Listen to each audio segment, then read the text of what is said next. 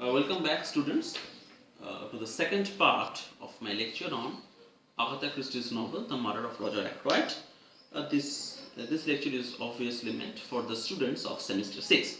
Now, uh, to gain a comprehensive understanding of this novel, we need to analyze two or three very important aspects.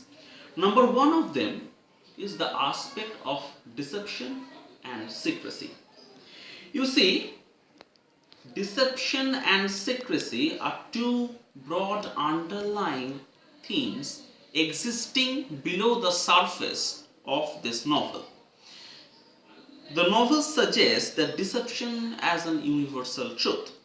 See, by having every character be guilty of some offenses, either committed for love or money, greed, avarice, revenge, the novel explicitly indicates that people, the human beings, are by nature deceitful. As you see, in the case of Ursula Bourne, who marries Ralph Patton, who is the stepson of Roger Ackroyd, the deceit is born out of love.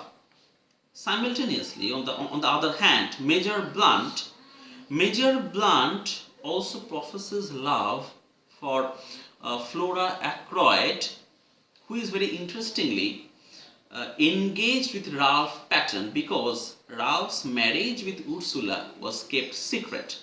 So the aspect of secrecy and deception is here operating at a three-dimensional level, and the detective Hercule Poirot has to investigate on these three connotative layers. This makes the case more interesting and more complex. In the case of Parker, you see, the character Parker, the deceit is born out of greed.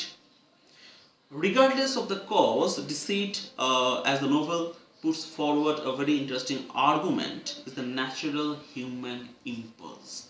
So deception, secrecy, these are basic human instincts. The question now, coming to the fundamental question, is whether or not someone has a secret, but the novel emphasizes more on the extent of those secrets and the extent that they will go to guard them. While all the characters of the novel have some secrets, they are not criminal but rather normal human being, and this makes the novel very interesting. Dr. Shepard, James Shepard, he is the murderer, but not Ursula, not Ralph, not Major Blunt or Flora. But they all have human traits in them. Shepard is obviously a psychopath, a villain, a murderer, but not the rest of the characters. By this way, I think Agatha Christie is indicating on the darker aspects of human nature, that we also have dark corners of our mind, in our mind.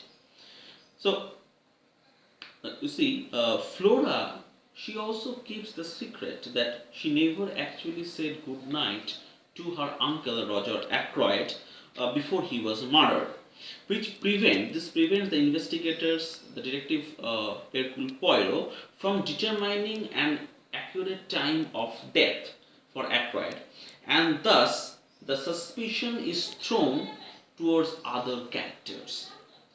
On the other hand, Major Blunt is desperately in love with Flora, right? But he keeps the secret to himself. He cannot openly proclaim. Why? Because his inclination towards Flora prevents him from finding the happiness that he could find if he shared his love with her.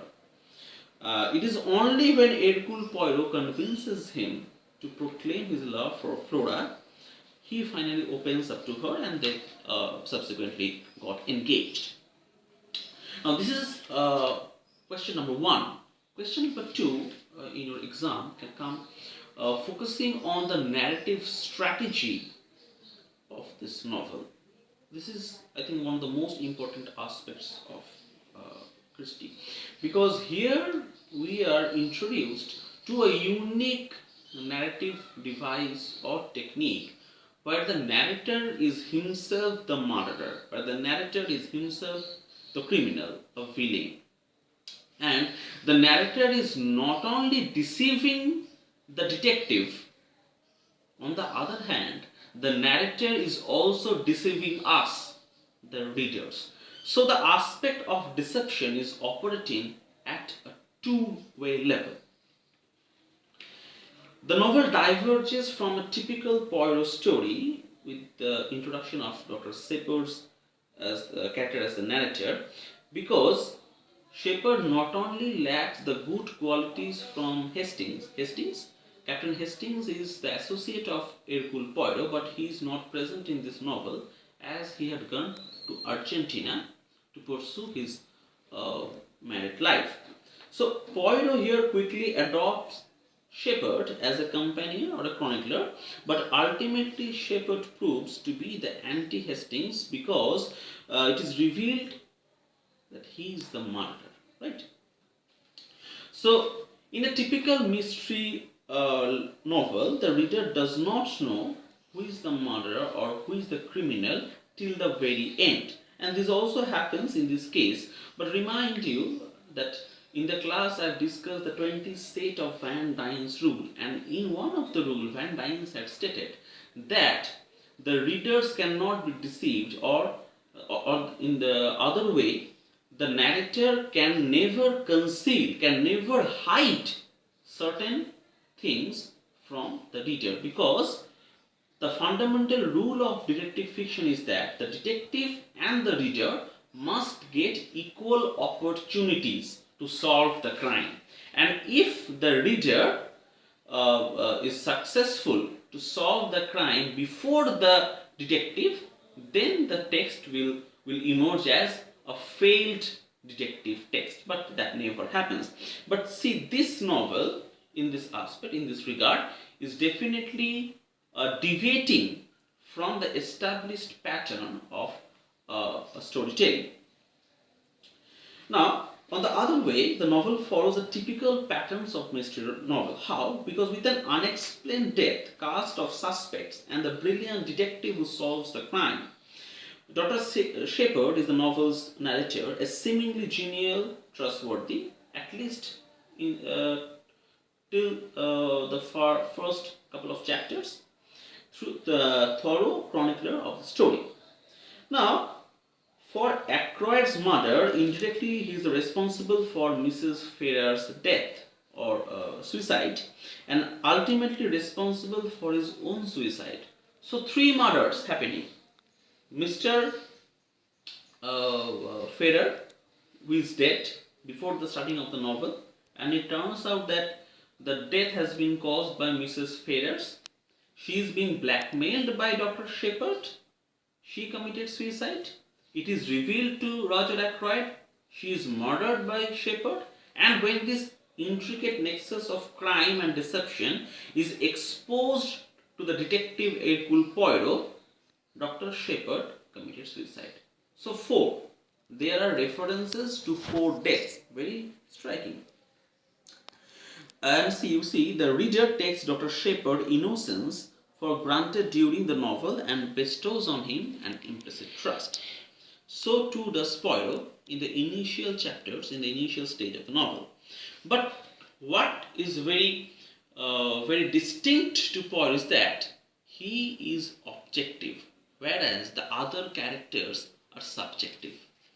Poirot exercises his deductive logic, faculty of deduction, and he perceives the characters around him through an objective vantage point, whereas the other characters follow a subjective pattern towards their own individual exploration of the crime that had been committed. Now, this is where we are introduced to this aspect of logic. You see, Poirot's explanation or deduction is based on objective logic, right? Associated with his power of, or the faculty of deduction. But to the other characters who profess to use logic begin their exploration from a subjective point of view which is biased, right? And this ensures that they will never arrive at the truth. Only Hercule Poirot, the detective, will be successful in laying threadbare the nuggets, the intricate corners of mystery. Now, unlike Flora or Colonel Melrose, for example, both of whom they are convinced but unable to prove that Ralph is innocent because of their emotional connection to him. But Poirot does not follow any emotional pattern. To him, all the characters can be suspected, and one of them is the murderer. So he does not give any space to his subjective perception, but he focuses on the objective logic. This is very striking while, as a student, you are discussing, you are analyzing, you are reading the novel. It is only with this method that Poirot ultimately triumphs or achieves victory over Dr. Shepard, who fails to gull him. Okay, so readers are gullible, but not Dr. Poirot. Sorry, not Hercule Poirot. So this was a seemingly impossible case, but at the end, that manages to baffle every other character, but not Poirot. He turns out to be an exception. I've discussed the idea of Übermensch, right? The higher man, who is above the average, above the normal standard. And here in this instance, Hercule Poirot proves to be a typical example of the Übermensch. So quickly go through the questions, start preparing answers that or suggesting the materials which I have given you, and stay safe. Thank you.